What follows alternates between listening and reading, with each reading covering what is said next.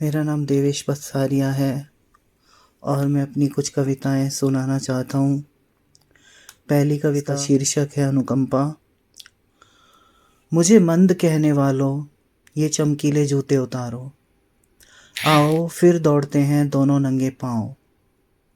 तुम्हारे जूतों की कीलें बिछाती आई हैं कांटे हमारी राहों में। जब तुम्हारे शाही जूते दौड़ जाते हैं मंद बयार और मध्यम चांदनी चूमते हुए, तब हमें परोसा गया है खुश्क रास्ता, जहाँ हजार नक्कार खाने हैं और लाख मक्कार साहूकार जो करते हैं सौदा हमारी स्वायत्तता का। दौड़कर लहूलुहान हमारे नंगे पैर देख रहे होते हैं अंतहीन लक्ष्य, और हाथ में खिंची भाग्य की लकीर हो जाती है दूसरे के हाथ में स्थानांतरित। इस बीच तुम सूखे मेवे और ताज़ा फल खाते रहे हो अनुकंपा के जूते पहने हुए। दूसरी कविता है चित्रित होती स्त्री। कैनवस पर ब्रश की पहली छुअन के तुरंत बाद कुर्सी से उठकर चली गई चित्रित होती स्त्री। कितने सारे रंग हैं, सूखते हैं, मुंह चिढ़ाती रंग की एक रेख है।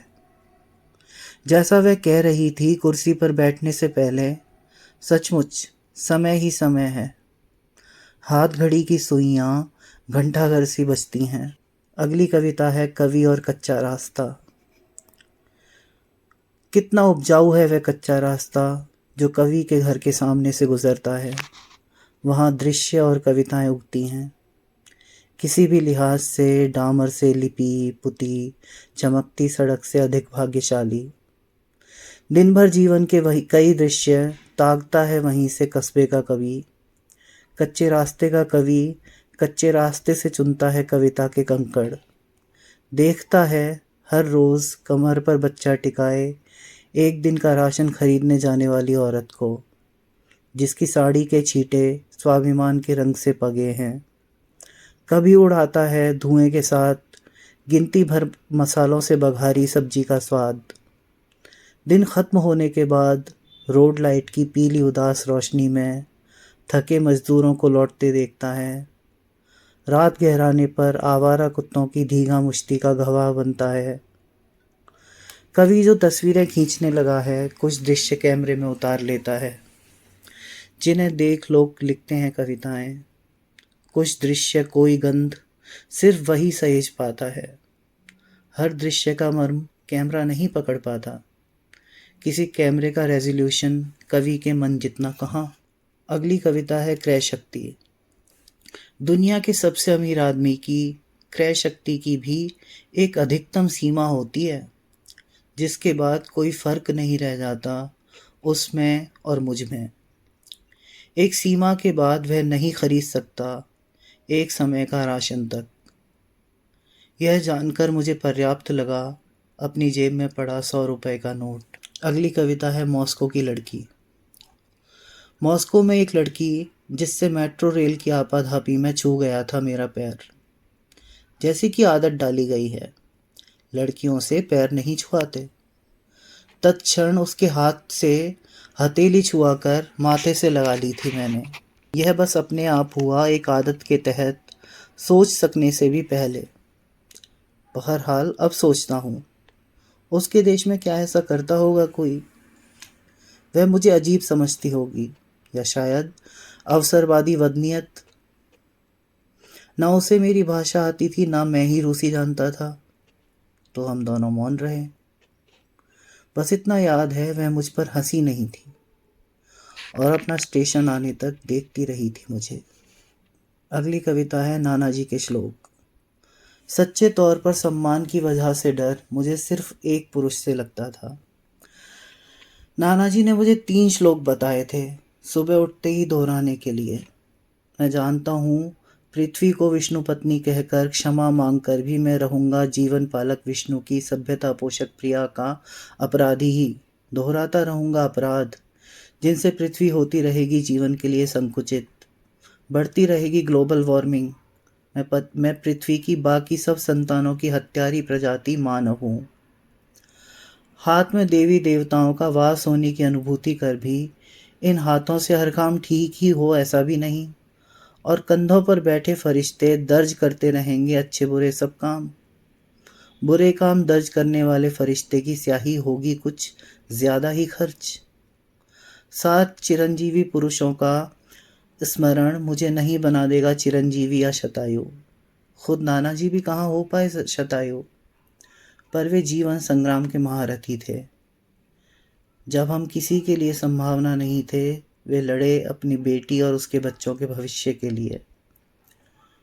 बैंक की जमा रकम के ब्याज से बुढ़ापा काटकर, रुकी हुई पेंशन को पाने की कोशिश करते हुए मरकर, उन्होंने जो दिन काटे फाके कर कर, उनकी लहलहाती फसल हैं हम। एक श्लोक हाथ के मूल में गोविंद की उपस्थिति बताता है, पर मैं ब्रह्मा पढ़ता हूँ, क्योंकि बहुत साल पहले मेरी स्मृति में नाना जी ने ब्रह्मा बताया था, या शायद मुझे ही गलत याद रहा हो।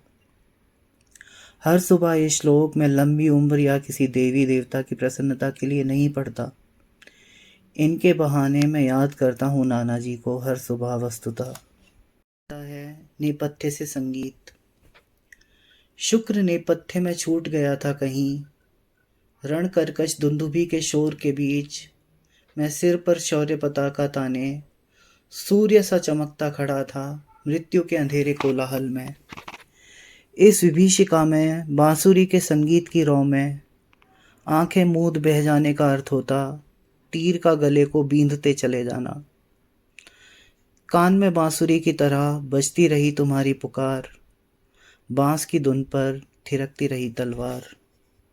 अगली कविता है पत्ते गिरते हैं। पत्ते गिरते हैं एक श्रृंखला में, बिना रोए मरते हैं। कोपल से खिल बन युवा हरित, पेड़ को पेड़ का दर्जा देते हैं। पवन पत्तों को छू सुगंधित प्राणवायु बनती, हिलोर टहनी को अपनी ओर कुछ और तेज चलती।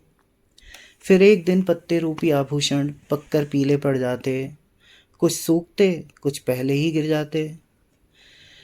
जैसे अनुभव के थपेड़े बालों को सफ़ेद कर जाते, बिछड़कर पत्ते वृक्ष को नितांत एकाकी कर जाते। घोंसले के पहरेदारों के शहीद होने पर रोते हैं पक्षी, डरते हैं अंडे। विलक पत्तों की लाशों को कुछ निस्तेज हवा उड़ा देती, कुछ आह भर उठते अपने वृक्ष की ओर, आलिंगन कर अपने जीवित वृक्ष को एक पल को पुनः जीवित हो गिर पड़ते मृत होने को। अगली कविता है प्रेम को झुर्रियाँ नहीं आती। बुढ़िया ने गोद में रखा अपने बुढ़े का सर और मालिश करने लगी सर के उस हिस्से में भी जहाँ से बरसों पहले विदा ले चुके थे बाल। दोनों को याद आया कि शैतान बच्चे टकला कहते हैं बुढ़े को, और मन ही मन टिकोला मारना चाहते हैं उसके गंजे सर पर। दोनों हंसे अपने बचे हुए दांत दिखाते हुए। बुढ़िया ने हंसते हुए टिकाना चाहा जितना वह झुक पाई, झुर्रियों भरा अपना गाल बुढ़े के माथे पर। बैलगाड़ी के एक बहुत पुराने पहिए ने याददाश्त संभालते हुए गर्व से बताया, मैं ही लेकर आया था इनकी बारात। अगली कविता है रचनाकार अपरिपक्व मरता है। खंगाले संभाले जाने चाहिए एक हालिया मरे कवि की अधूरी कविताओं के ड्राफ्ट। ज़रूरी नहीं कि वे सारी कविताएं लिखी गई हों जीवन के अंतिम वर्षों में ही, कुछ अटकी रही होंगी बरसों बरस बाट ज्योति नदी के कलकल प्रवाह की, और कवि करता रहा होगा प्रतीक्षा विचार के उस प्रस्थान बिंदु की जहाँ वह कविता के चरम पर संतुष्ट हो सके। हाय कि जीवन पड़ गया छोटा उन वांछित अनुभवों के लिए। अतप की रचनाएं बताएंगी हर रचनाकार कुछ अपरिपक्व ही मर जाता है, अतृप्त उड़ती है कवि की आत्मा। अंत्येष्टि के फौरन बाद श्रद्धांजलि सभा की जगह ढूंढो अधूरी कविताओं की उस डायरी या कंप्यूटर के फोल्डर को। वे कविताएं नक्शा हैं उन कोनों गुजारों का जहाँ नहीं पहुँच पाया अरबों वर्ष पुराना सूर्य, जहाँ पहुँचना चाहता था कुछ दशक जिया कवि। अगली कविता है रिश्ते। जिन्हें धक्का मारना था उन्हें अपनी तरफ रहा खींचता, जो बने थे खुल जाने के लिए खींचने से, उन्हें धकेलता रहा अपने से दूर। लोग दरवाजे थे और मैं साइन बोर्ड पढ़ने में अक्षम, अनपढ़, अल्हड़। अगली कविता है सबसे खुश दो लोग। लड़के और लड़की की अपने अपने घरों में इतनी भी नहीं चलती थी कि पर्दों का रंग चुनने तक में उनकी राय ली जाती। उनकी जेबों की हालत ऐसी थी कि आधी आधी बांटते थे पाव भाजी, अतिरिक्त पाव के बारे में सोच भी नहीं सकते थे। अभिजात्य सपने देखने के मामले में बहुत सक्रिय थी उनकी पुतलियाँ। फिर भी वे शहर के सबसे खुश दो लोग थे, क्योंकि वे घास के एक विस्तृत मैदान में धूप सेकते हुए आंखों पर किताब की ओट कर कह सकते थे कि उन्हें प्रेम है एक दूसरे से। अगली कविता है युद्ध में हूँ। जीवट की यह बेला है, हर योद्धा युद्ध में अकेला है। सुदूर कहीं गिरी कंदराओं में दिव्य दीप की खोज में हूँ। खिंची धनुष की प्रत्यंचा पर नए नुकीले तीर में हूँ। पूर्वजों से चली आई धारदार शमशीर में हूँ। तुम गा रही हो विरह के गीत, युद्ध और विरह के असमंजस से जूझता, विरह में भस्मीभूत मैं युद्ध में हूँ। कविता है तारबंदी। जालियों के छेद इतने बड़े तो हों ही कि एक ओर की ज़मीन में उगी घास का दूसरा सिरा छेद से पार होकर सांस ले सके दूजी हवा में। तारों की इतनी भर रखना ऊंचाई कि हिबिस्कुस के फूल गिराते रहें पराग कण दोनों की ज़मीन पर। ठीक है तुम अलग हो, पर खून बहाने के बारे में सोचना भी मत। बल्कि अगर चोटिल दिखे कोई उस ओर भी तो देर न करना, रुई का बंडल और मरहम उसकी तरफ फेंकने में। बहुत कसकर मत बांधना तारों को, यदि खोलना पड़े उन्हें कभी तो किसी के चोट न लगे गांठों की जकड़न सुलझाते हुए।